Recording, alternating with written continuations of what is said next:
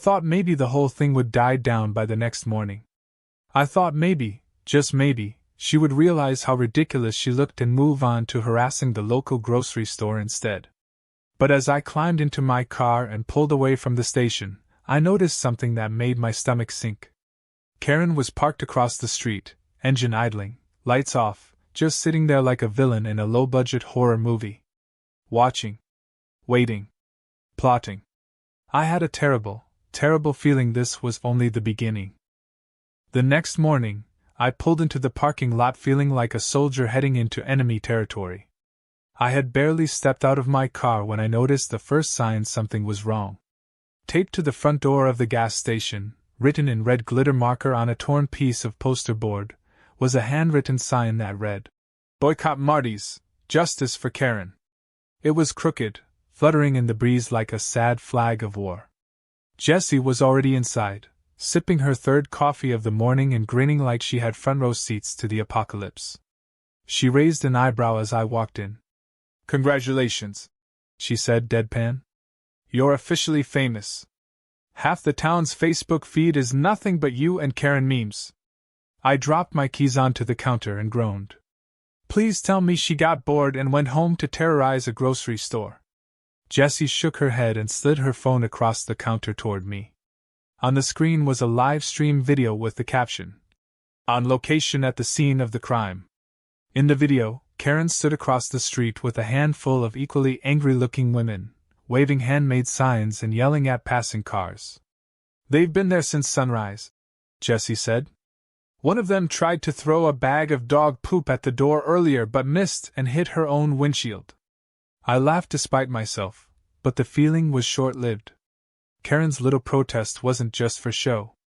Within an hour, a couple of local busybodies wandered into the store, pretending to browse while sneakily filming everything on their phones. A woman pretending to shop for windshield wipers loudly asked Jessie if the fascist was working today. A guy in a tie-dye shirt tried to bait me into an argument about free enterprise. Jessie handled it the way she handled everything, with relentless sarcasm and free coffee samples, but the tension was thick enough to taste. It only got worse when two men in cheap suits marched through the door, flashing homemade badges that looked like they were printed on a library printer. "We're from Consumer Protection Agency," the taller one said, puffing out his chest. "We're here to investigate allegations of service denial and harassment." Jessie snorted so loudly that the shorter guy actually jumped. I folded my arms and stared at them. "Let me guess," I said. "Karen sent you?" They exchanged a guilty glance, which told me everything I needed to know. Jessie leaned across the counter, smiling sweetly. "Well, you'll be happy to know," she said, "that all complaints here must be filed according to corporate policy." She pulled a crumpled piece of paper from under the register and handed it over. "Section 3. Any official complaint must be accompanied by a ceremonial duck dance. No dance, no complaint. Company rules." The two men blinked at her. "Eh, what?" the short one asked. Jessie nodded solemnly. "Mandatory duck dance. It's all there in the fine print." I had to bite the inside of my cheek to keep from laughing as Jessie demonstrated, flapping her arms and quacking loudly enough that Mrs. Fletcher dropped her grape soda from laughing too hard. The two fake investigators mumbled something about checking with their supervisor and shuffled out of the store as fast as their cheap loafers could carry them. For a few blessed minutes, the store was peaceful again. Jessie and I celebrated with slushies, toasting each other with brain-freezing enthusiasm. But the peace was shattered when my boss, Marty himself, showed up. His face was redder than a lobster in a tanning bed, and the second he stormed through the door, I knew we were in trouble. Marty wasted no time laying into me. "What the hell is going on?" he barked.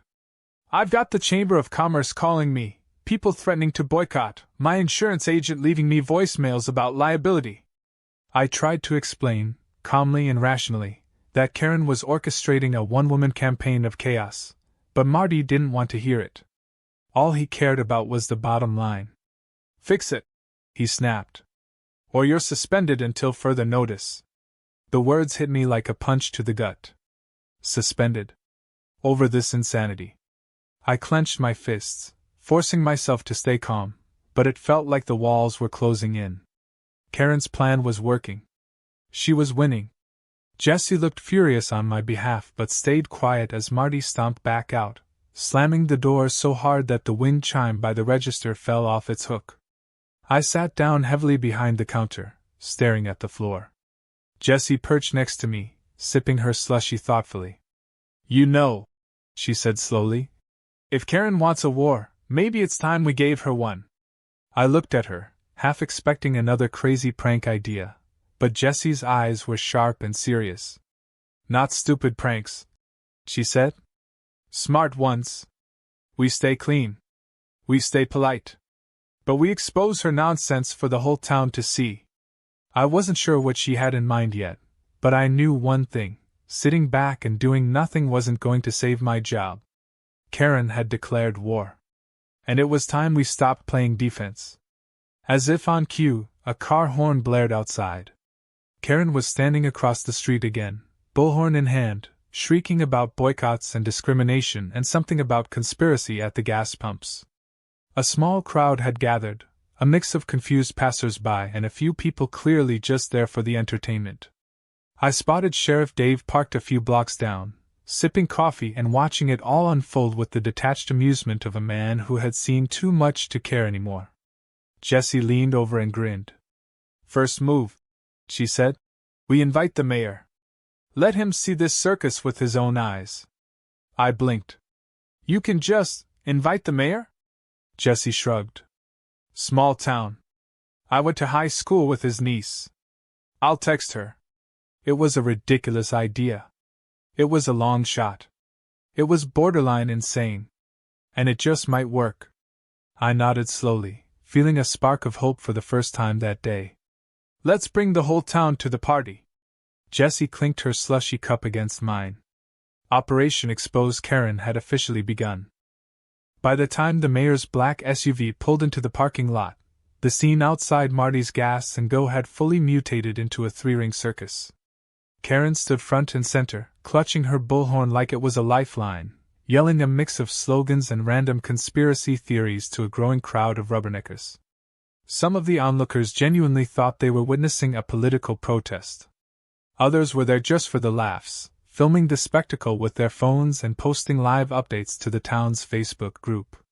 Jessie and I stood behind the counter, hearts pounding, as we watched Mayor Hodges climb out of his car, adjust his jacket, and stroll toward the commotion like a man walking into a lion's den with nothing but a toothpick.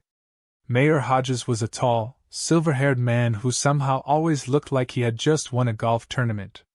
He surveyed the scene with narrowed eyes, taking in the signs, the yelling, the chaos. Karen, seeing an opportunity for attention, charged at him full speed, waving her clipboard and screeching into her bullhorn about oppression, injustice, and how our gas station was ground zero for the death of American freedom. To her credit, she managed to deliver a 5-minute monologue without once pausing for breath. Mayor Hodges let her finish, then calmly held up a hand. Karen beamed, clearly thinking she had found a powerful ally. "Finally!" she cried. "Someone in authority who can bring justice!" The mayor smiled politely and said, "Karen Holloway, right?" Her face lit up even brighter. "Yes. I'm leading the resistance against these oppressors," she cried, pointing at the gas station like it was an enemy fortress. The mayor chuckled softly, the sound dry and humorless. "Karen," he said in a voice that carried easily over the crowd, "weren't you the one who got banned from the farmer's market last summer for threatening to sue over the price of heirloom tomatoes?" A ripple of laughter ran through the crowd. Karen's smile froze.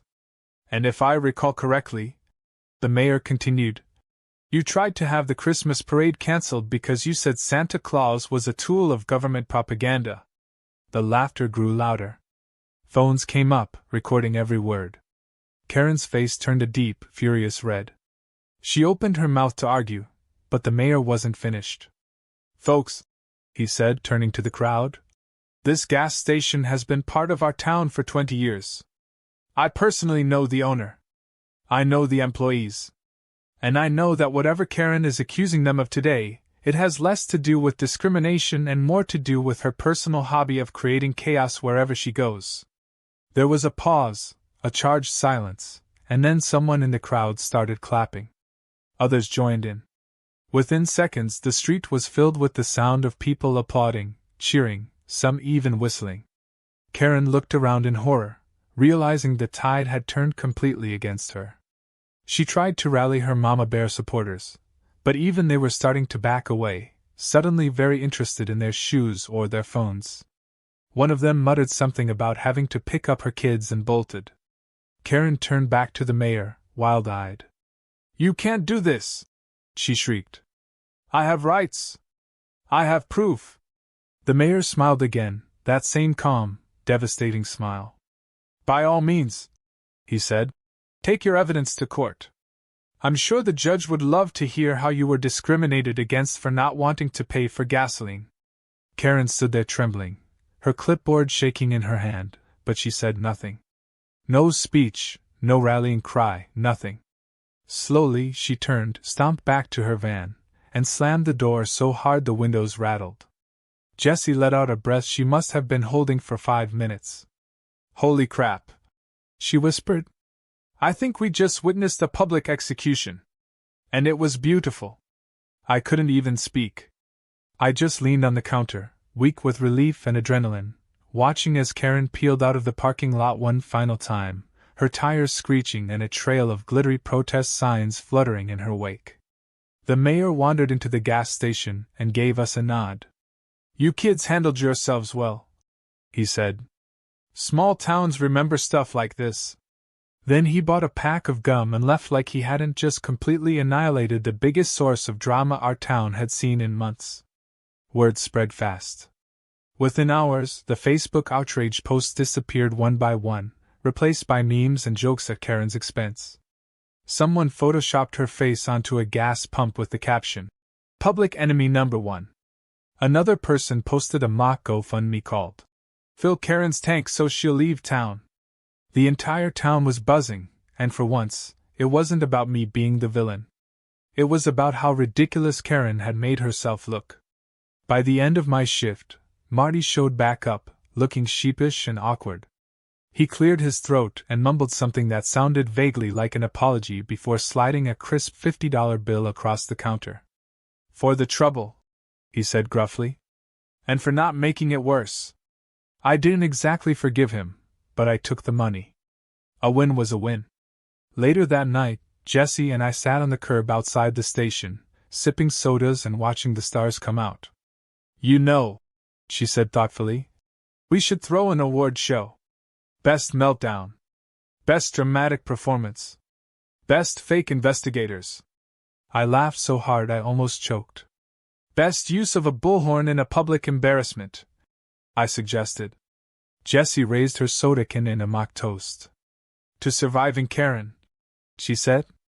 "And to never having to explain basic capitalism to a grown adult ever again." I clinked my can against hers, feeling lighter than I had in days. The fight was over. The war had been won. And if another Karen ever wandered into our station demanding free gas, well, at least now we had a playbook for how to handle it. It wasn't the adventure I had asked for.